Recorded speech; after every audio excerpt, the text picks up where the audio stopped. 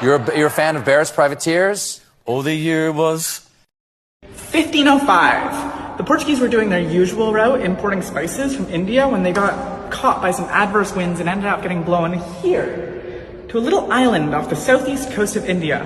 More specifically, they landed in the Kingdom of Kotte.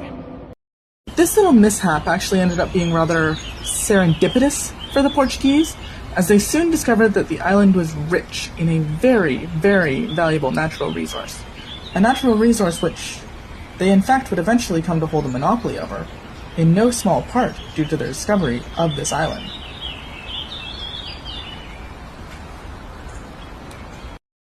The King of Kotte welcomed the Portuguese, and in 1518 the two signed a little treaty. The Portuguese would get cinnamon and other goods from Kotte, and Kotte would get protection from the Portuguese, who were a military superpower at the time. Win-win, right? Anyway, things got a little complicated in 1521, because you see, the king was all like, "Hey Deva, you should be king after me." And then Deva's three older brothers, Bhuvanikebahu, Mayadune, and some other dude that nobody gives a shit about, were all like, "What the fuck, Dad? That's not how the line of succession works." So then they teamed up and killed their father, and then they were like, "Okay guys, we killed our father, let's split up the kingdom evenly between us so that we can all be king. Sharing is caring." But then that little bitch, Mayadune, was all like, "Okay, but counteroffer, what if I just take all of it?" So then Bhuvanikebahu had to go to the Portuguese and be like, "Hey, I am so sorry to be doing this right now, but like, my brother is being such an asshole. Is there any way you might be able to help us out?" And the Portuguese were like, "Oh, Amorcinho, I'm so sorry to hear that. Of course we'll help. All we ask is that you take in a few Catholic missionaries. They're super friendly though. Like, oh man, sometime ask them about our friend Jesus. Crazy story, bro. Crazy story. Oh, and also just small technicality. Declare your kingdom a satellite of Portugal. You'll still be king though. It's just a little technicality. It's all good." So, yeah, by the end of the 16th century, Bhuvanikebahu's grandson had not only converted to Christianity, he just straight up gave the Portuguese his entire kingdom in his will. And by 1619, the Portuguese reach far surpassed the measly little borders of Kotte. They now controlled most of the island. Would you look at that? Opponents of the Portuguese largely fled to Kandy, where they put up a pretty strong fight, helped in no small part by all the mountains you can see behind me. But knowing that they didn't have nearly the sea power to drive the Portuguese off the island entirely, they sought help from the Dutch, and well... Thank you. Thank you. Titan has freed us. Oh, I wouldn't say free. More like under new management. So history basically repeated itself. After a century of the Portuguese violently saving the heathens from eternal damnation by showing them the love of the Father, the Son, and the Holy Ghost, the Dutch came in to save the day by persecuting anybody who believed in the wrong type of Christianity. Then history repeated itself once again, this time with the British.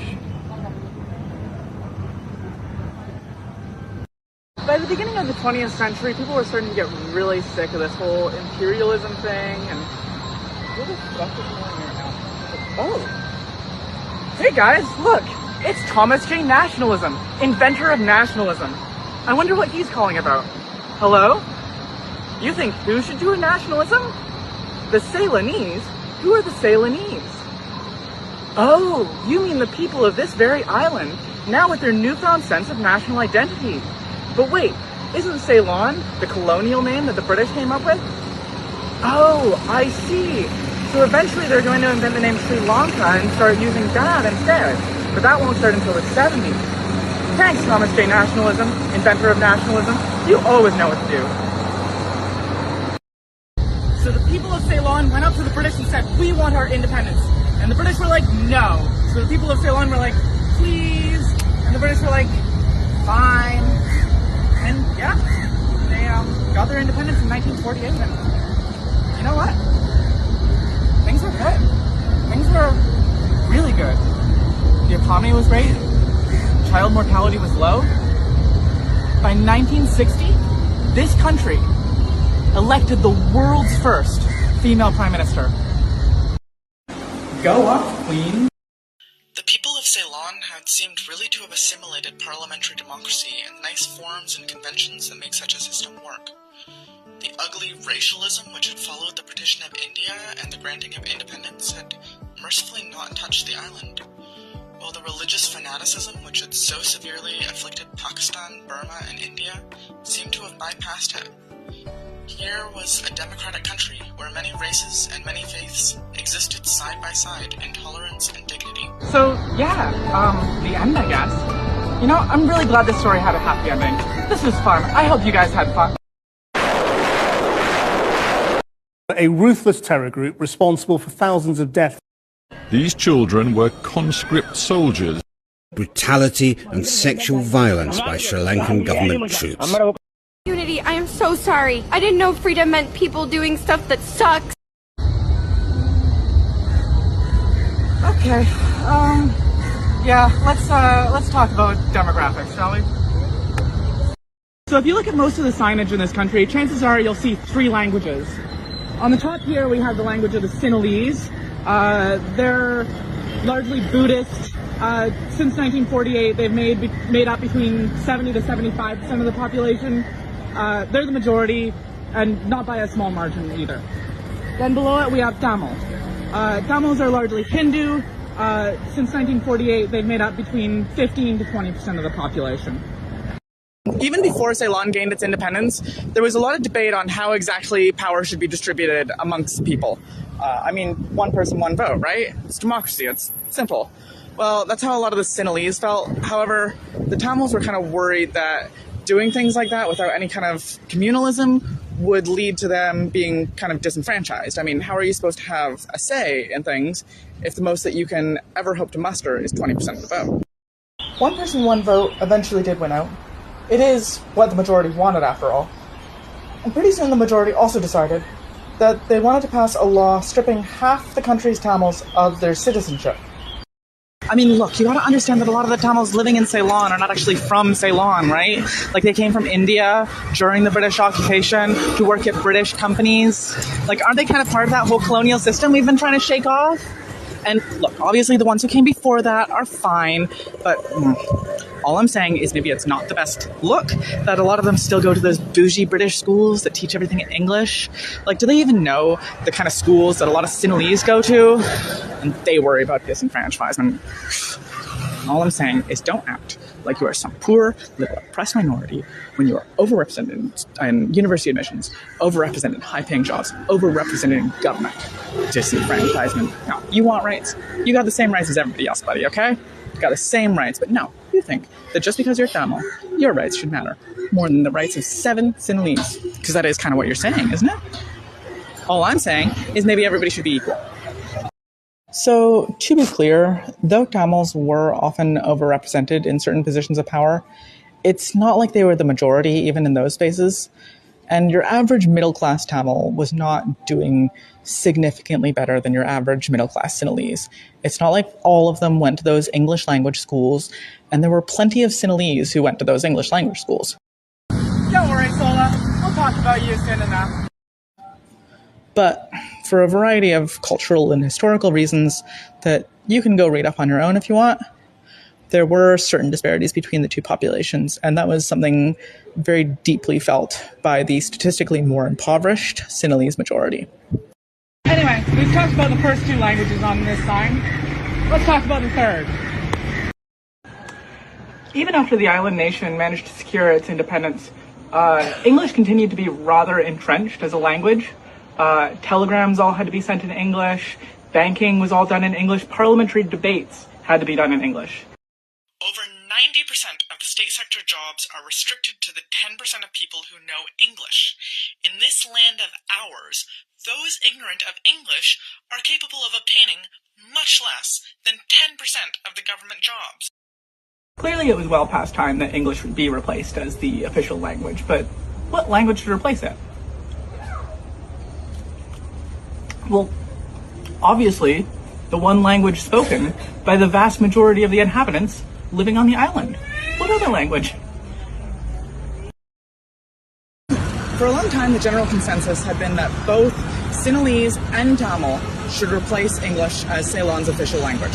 However, all of this changed with a certain politician named SWRD Bandaranaike. This guy! Bandaranaike was born in Ceylon to a Sinhalese Anglican family. However, he soon moved to England to complete his undergraduate studies at Oxford University. Upon his return, he had lost a lot of his proficiency with his mother tongue, once saying, "The first thing I must do is to apologize to you for speaking in English. Owing to my long absence from my country, I am not sufficiently fluent in Sinhalese to be able to address you in Sinhalese at length. That is a fault that can be easily remedied. What is more important is that my heart should be sound, and I can assure you that my heart is Sinhalese to the core." Pretty soon, Bandaranaike did remedy that little fault of his, and he did so with burning passion. Not only did he relearn his language, but by the 1950s, he had de-Westernized his wardrobe, he had converted to Buddhism, and he was making the occasional headline by breaking the rules of parliament to give speeches in Sinhalese. During his political career, Bandaranaike was a fierce advocate for replacing English as Ceylon's official language. He initially was in favor of having both Tamil and Sinhalese be the official languages. For instance, in 1943, when one member of parliament, J.R. Jayawardene, tabled a motion that would sort of set the stage for Sinhalese to become the official language, Bandaranaike was one of the people arguing for the inclusion of Tamil. "It would be ungenerous on our part as Sinhalese not to give due recognition to the Tamil language. If the objection is that it's rather awkward to have more than one official language, I would like to point out that other countries are putting up with having more than 2 official languages and are carrying on reasonably satisfactorily." Small side note, but listen to what Jayawardene had to say shortly before his motion passed. I think it provides some really interesting insight into a lot of the legitimate concerns that some Sinhalese had about making Tamil one of the official languages. "I always had the intention that Tamil should be spoken in the Tamil-speaking provinces, and that Tamil should be the official language of the Tamil-speaking provinces. But as 2/3 of the people of this country speak Sinhalese, I had the intention of proposing that only Sinhalese should be the official language of the island. But it seems to me that the Tamil community, who speak Tamil, wish that Tamil should also be included on equal terms with Sinhalese. The great fear I had was that Sinhalese, being a language spoken by only 3 million people in the whole world, would suffer or may be entirely lost in time to come if Tamil is also placed on an equal footing in this country.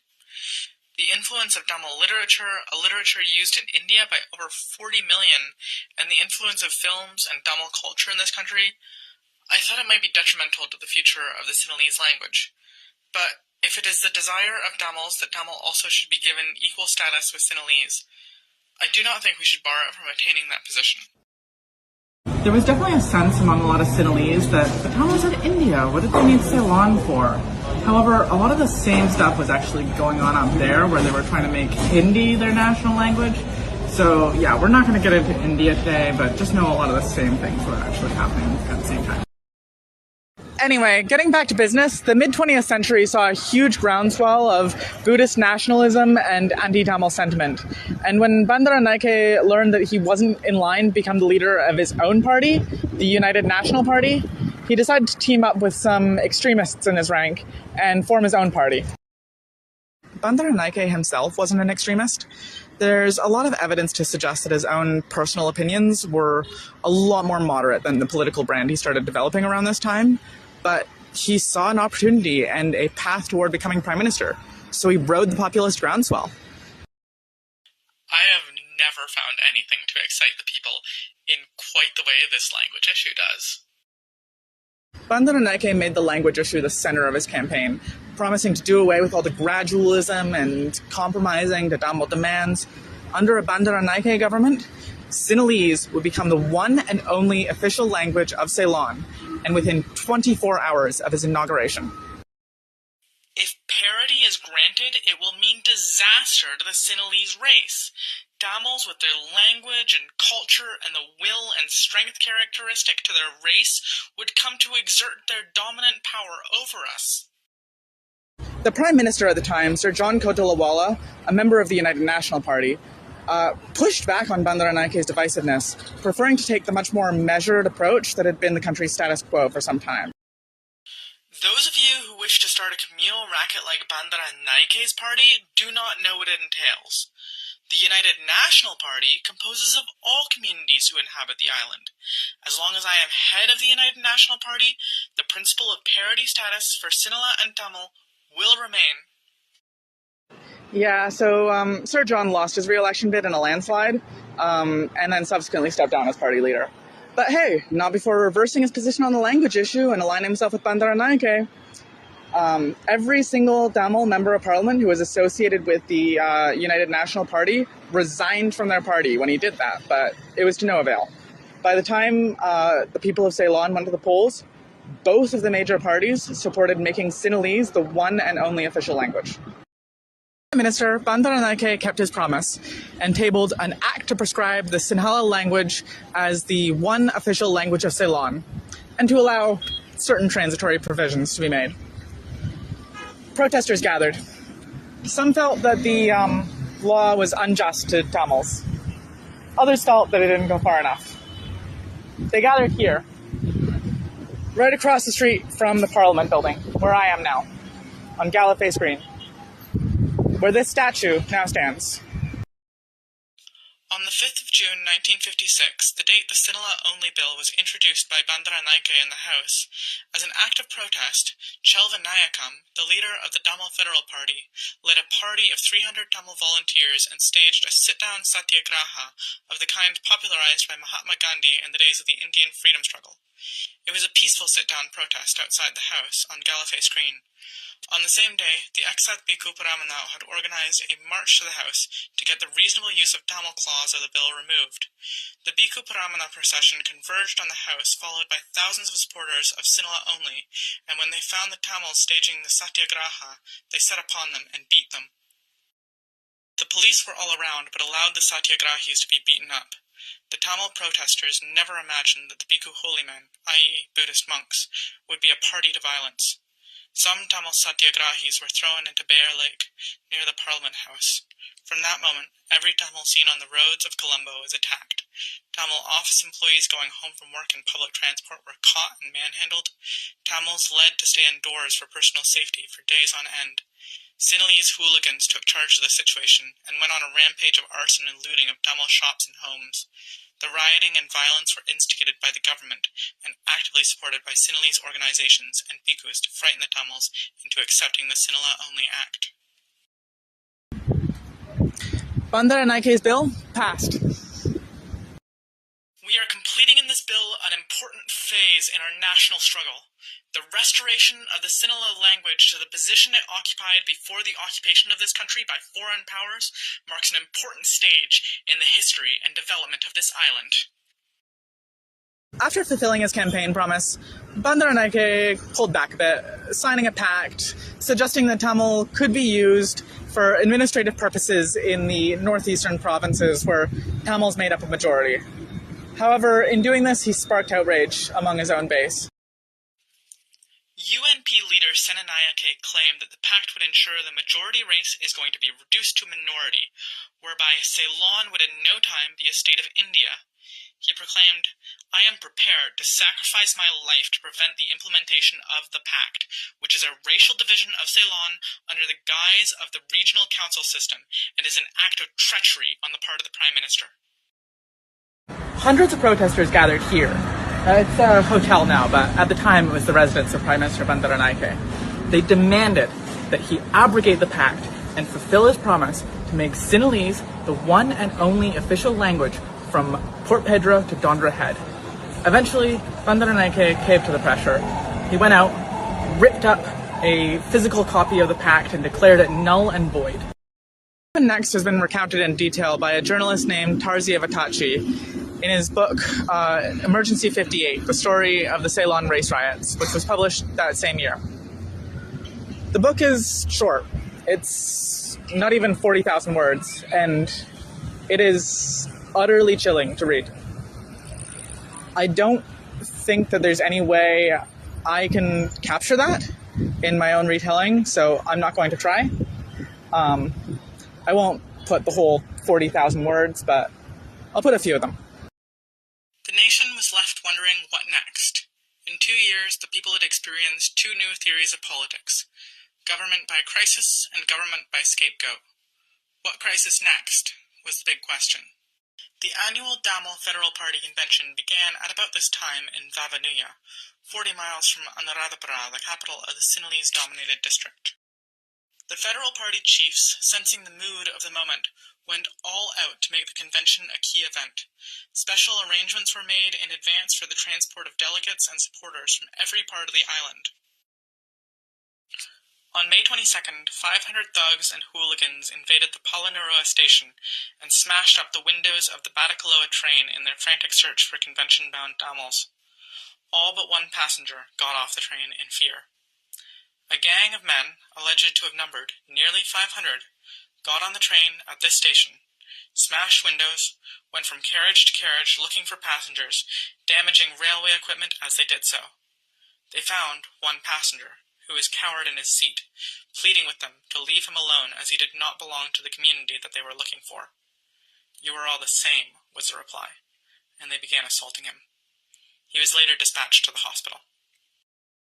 At 6 p.m. on May 24th, a crowd nearly 1,000 strong again invaded the premises of Palanurua station.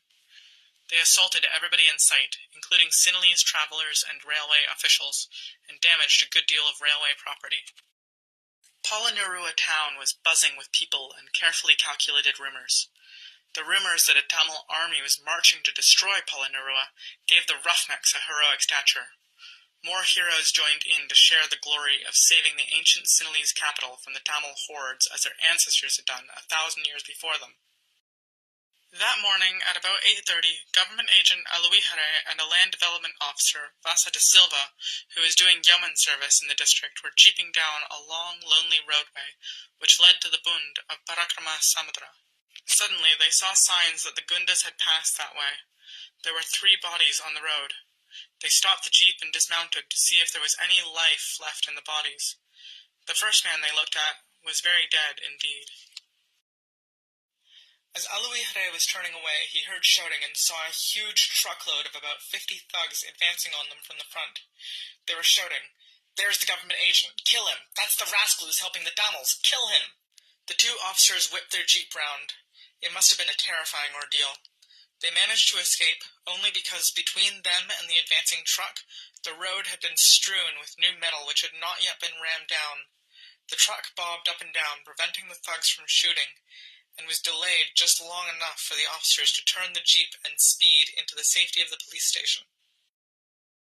All morning, apparently by prior arrangement, the Gundas were building up their forces. The police station was now crowded with Sinhalese officials, against whom the terrorism was now being directed, because they were the symbol of law and order. The Gundas were enjoying themselves, hooting, hurling obscenities at the police and the officials. They caught a Tamil official making his way to the station, and beat him up to the gates of the station, and then withdrew. The entire 3,000 now began to swarm toward the barricade. At this point, the army unit commander said that he needed the authority to open fire. Aluihare signed the order. 45 minutes later, the Minister of Lands, C.P. de Silva, arrived at the police station. The minister's first comment was, "This is worse than Gal-Oya in 1956. The Gundas accosted their MP and demanded his explanation for the shooting. The burden of their lament was that the government agent, the police, and the army had killed Sinhalese heroes while protecting the Tamils.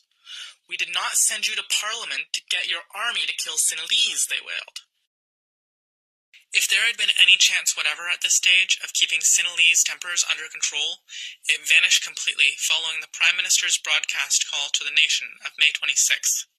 The call was no doubt well-intentioned, and a statement to the nation was, for once, essential and even overdue, but unwittingly or otherwise, it contained a reference which had the effect of blowing raw oxygen into a fire that was already raging vigorously.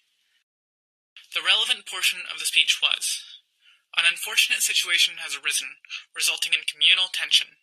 Certain incidents in the Batticaloa district where some people lost their lives, including Mr. D.A. Senaviratne, a former mayor of Nuwara Eliya, have resulted in various acts of violence and lawlessness in other areas, for example, Palanurua, Dambula, Galawela, Kuliapitya, and even Colombo. No explanation was offered by the Prime Minister for singling out Seneviratne's name for particular mention from the scores of people who had lost their lives during those critical days. The cry everywhere in the Sinhalese districts was, "Avenge the murder of Seneviratne." Even the many Sinhalese who had been appalled by the Gunda attacks on Tamils and Tamil-owned kiosks now began to feel that the Tamils had put themselves beyond the pale. Across the country, this new mood of deep-seated racism surged. The Prime Minister's peace call to the nation had turned into a war cry. The Gundas intensified their depredations. They ransacked Tamil-owned shops and beat up shopkeepers and passers-by. Soon after the Polonnaruwa incident of May 23rd and 24th, the madness spread to Eravur in the eastern province. The Tamils in this area retaliated against isolated Sinhalese homes and tradespeople. The Tamil fishermen waged seashore battles against the Sinhalese fishermen who were driven out to sea. They dared not return to the east coast and were not seen for days. The Tamil Gundas set up roadblocks and interrupted traffic. Like their Sinhalese counterparts, they cross-examined passengers who were dragged out, beaten up, and deprived of their belongings if they were suspected to be Sinhalese. The Sinhalese who had not fled their homes or who were intercepted in flight by berserk Tamil Gundas suffered a similar fate. In the heart of Eravur, a Sinhalese man and his wife were assaulted and set on fire. Their belongings were then looted, and their dwelling place burnt down. Despite Mr. Bandaranaike's characteristic attitude of ignoring the presence of monsters in the hope that it would go away or fall dead on its own accord, the pressure for declaring a state of emergency was rising overwhelmingly. Shortly after noon on May 27th, the Governor-General proclaimed that a state of emergency had risen in Ceylon. Army units were rushed to Badalakoa district from Colombo and Diatalawa. A dusk-to-dawn curfew was clamped on the whole island. The rioters continued their battle in the streets. Gangs of hoodlums in the Ratmalana area appeared to be working according to a predetermined pattern. Thugs disguised as policemen went round Tamil houses, warning the residents that the police could no longer guarantee their safety and advising them to take refuge in the police station. Nearly 10,000 people left their homes in terror. Then the, quote, policemen returned, some now in mufti, others still in uniform, to ransack the empty houses. The Prime Minister, for reasons never openly stated by him anywhere, took the unprecedented step of passing the buck back to the Governor-General. Prime Minister Bandaranaike would be assassinated, not by a Tamil, but by one of his own supporters. And one young schoolboy who had been through both pogroms would recount many years later. I heard horrifying incidents of how our people had been mercilessly and brutally put to death by Sinhala racists. Once I met a widowed mother, a friend of my family, who related to me her agonizing personal experience of this racial holocaust. During the riots, a Sinhala mob attacked her house in Colombo. The rioters set fire to her house and murdered her husband. She and our children escaped with severe burn injuries. I was deeply shocked when I saw the scars on her body. I also heard stories of how young babies were roasted alive in boiling tar. When I heard such stories of cruelty, I felt a deep sense of sympathy and love for my people. A great passion overwhelmed me to redeem my people from this racist system.